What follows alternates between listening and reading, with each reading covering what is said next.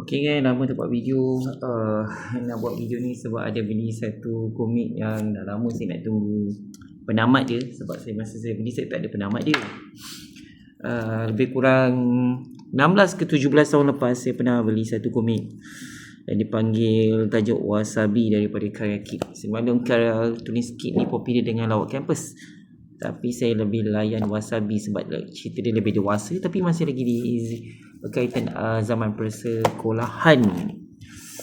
Ni masa beli dekat MPH ni RM6.50, RM6.50 lah lebih kurang.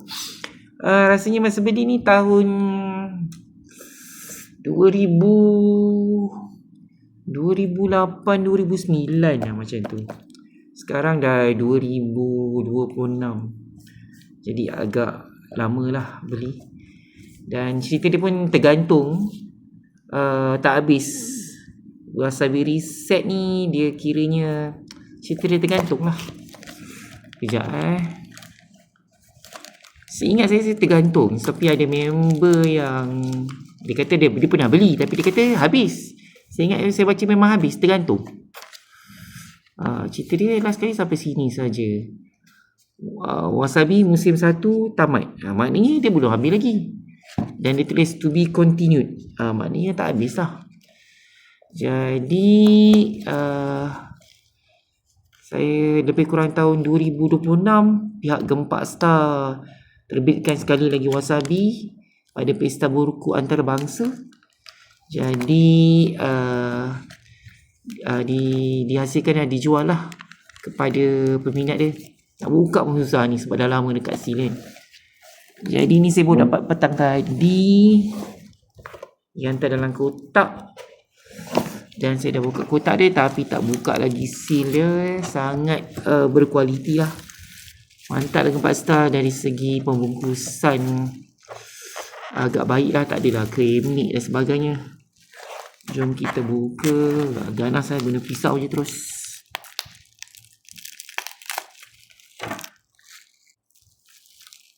Alright.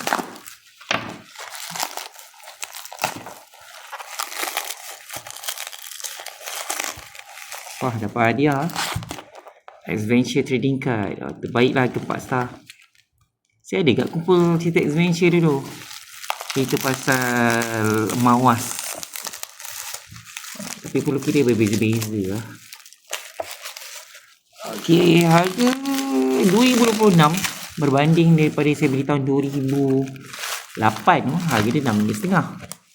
Yang ini harga dia RM69.90. Agak berbeza tapi dengan saiz yang lebih besar dan juga cover yang lebih cantik. Jadi kemungkinan besar isi dia pun agak lain lah kan. Jom kita buka.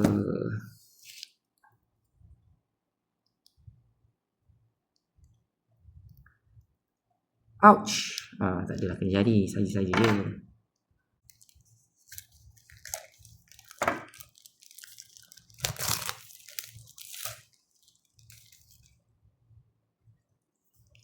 Okey, saiz dia sangat tebal. Yang bagus dia berwarna. Berbeza dengan yang edisi asal tahun 2008 tu tak ada warna. Kira ni puas hati lah, warna penuh. Asal dia memang warna seingat saya. Tapi mungkin dia nak jimatkan kos masa tu, dia jadi tak warna lah. Jadi nampaknya dia sampai habis lah ni. Wah, ada Wasabi Reset. Maknanya kali ni cerita dia berakhir sampai habis lah. Okay, terbaiklah kali ni. Nanti ada masa saya akan baca balik sebab saya pun dah lupa sebab sudah lama sangat beli. Jadi itu saja. Terima kasih kerana menonton. Bye.